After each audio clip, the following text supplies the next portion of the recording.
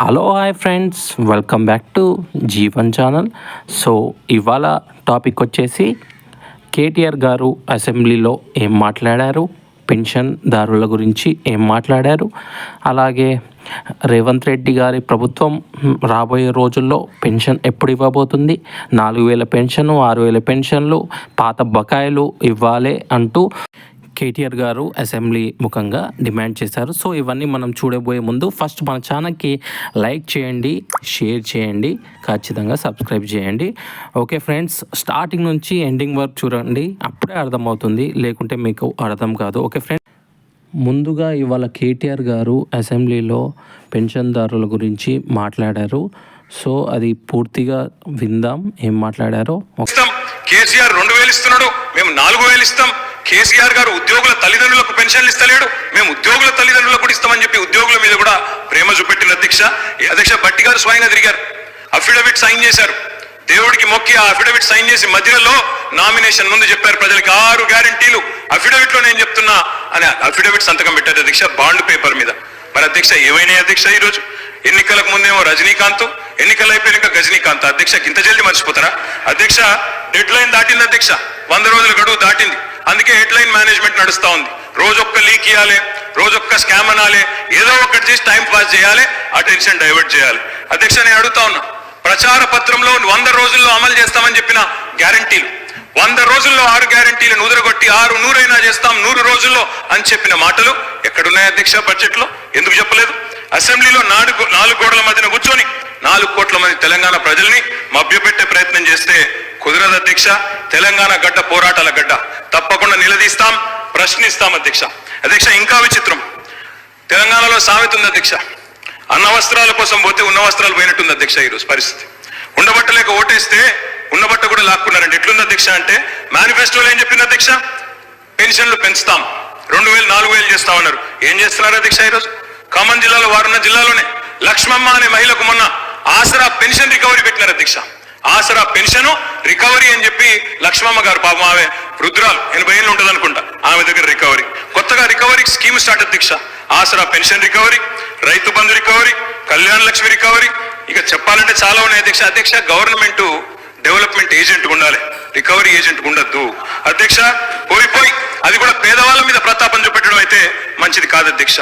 ఉన్న వాటిని ఊడగొడతామని భయపెడితే కొత్తవి అడగరు, వీళ్ళని అదరగొట్టొచ్చని ప్రయత్నం చేస్తున్నారు. కానీ వాళ్ళ తరపున అడగడానికి ప్రధాన ప్రతిపక్షంగా బీఆర్ఎస్ పార్టీ, కేసీఆర్ బృందం ఇక్కడ ఉందనే మాట మర్చిపోవద్దని చెప్పి నేను వారికి విజ్ఞప్తి చేస్తా ఉన్నా అధ్యక్ష. దుర్వినియోగం, దుష్ప్రచారం చేయాలి, అవినీతి జరిగిందని ముద్రేయాలి, స్కామ్ల మకిలి అంటించి స్కీమ్లను ఎత్తేయాలి, అప్పుల పాలైంది రాష్ట్రం అని చెప్పి 6 గ్యారంటీలకు మంగళం పాడాలి. ఇది వీళ్ళ ఎజెండా అధ్యక్ష.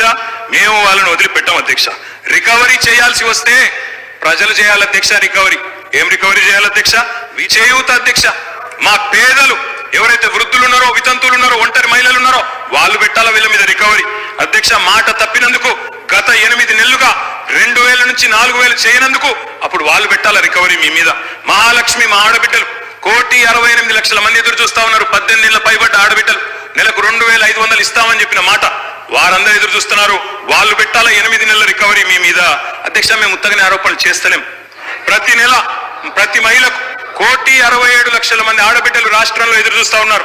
18 ఏళ్ళు నిండిన ఆడబిడ్డలు 7 నెలలైనా ఎక్కడేసిన గొంగలు అక్కడనే ఉన్నది, 2,500 రూపాయలు రాలేదు. ఆడబిడ్డలందరికీ మీరు ఒక్కొక్క ఆడబిడ్డకు నెలకు 20,000 రూపాయలు బాకీ పడ్డారు. వెంటనే ఇచ్చే ప్రయత్నం చేయండి, రీఅప్రోప్రియేట్ చేయండి. I request the honourable finance minister, ఇంకేదైనా రంగానికి కోత పెట్టండి. ఓకే ఫ్రెండ్స్, ఇప్పటి వరకు కేటీఆర్ గారు మాట్లాడింది విన్నారు కదా.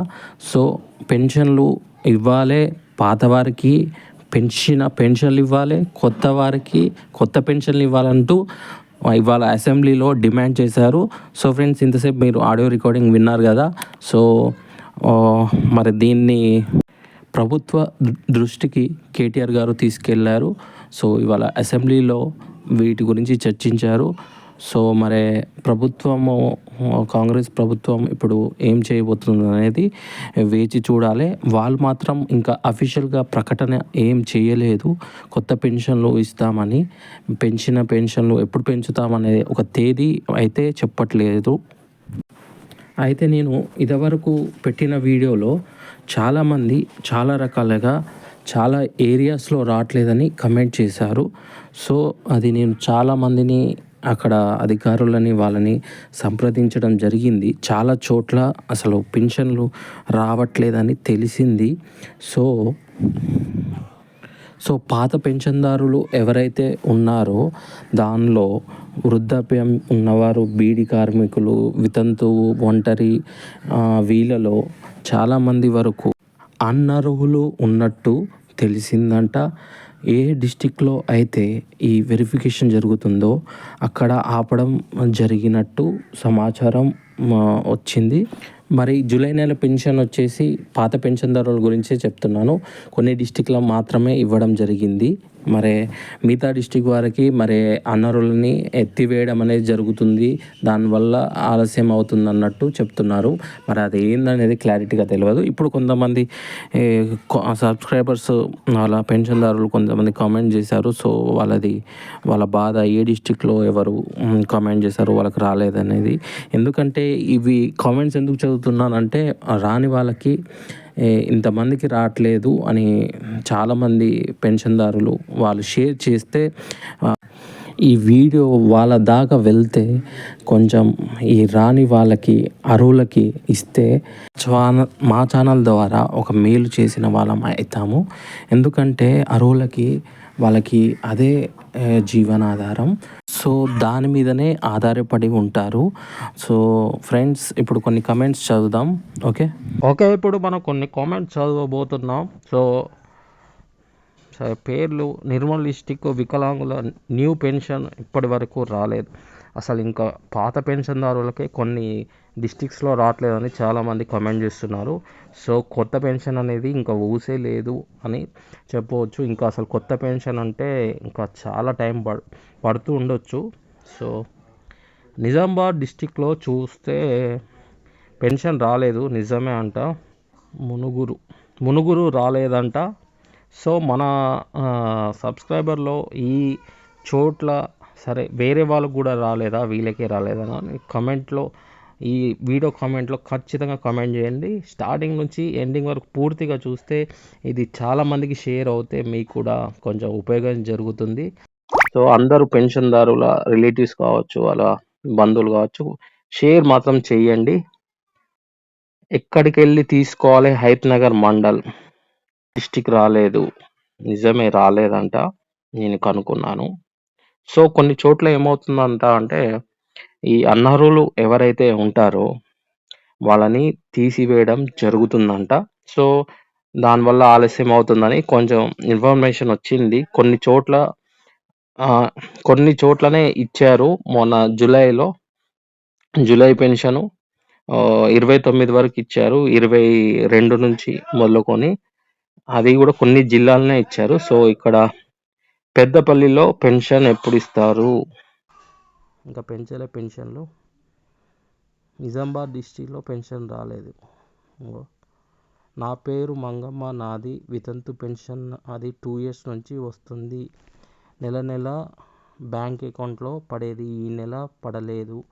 మాలాంటి వారికి పెన్షన్లు లేటు చేయొద్దని మీ మీడియా తరఫున మీరు రిక్వెస్ట్ చేయండి. ఖచ్చితంగా అండి, ఎందుకంటే ఇప్పుడు వృద్ధులు కావచ్చు, ఈ ఏజ్ పైబడిన వాళ్ళు, కొంతమంది వితంతువులైనా ఎవరైనా వాళ్ళ మొత్తం పెన్షన్ మీదనే ఆధారపడి ఉంటారు. సో ఇది చాలా చాలా తీవ్రమైన సిచ్యువేషన్. సో మనము గవర్నమెంట్ మీద నింద వేయలేం. సో అసలు పెన్షన్దారులకు మాత్రం అన్యాయం చేస్తున్నారని తెలుస్తుంది. చాలామంది చాలా నిరుపేద కుటుంబం వాళ్ళు, చాలామంది పెన్షన్ తీసుకునేదంతా నిరుపేద కుటుంబం వాళ్ళే.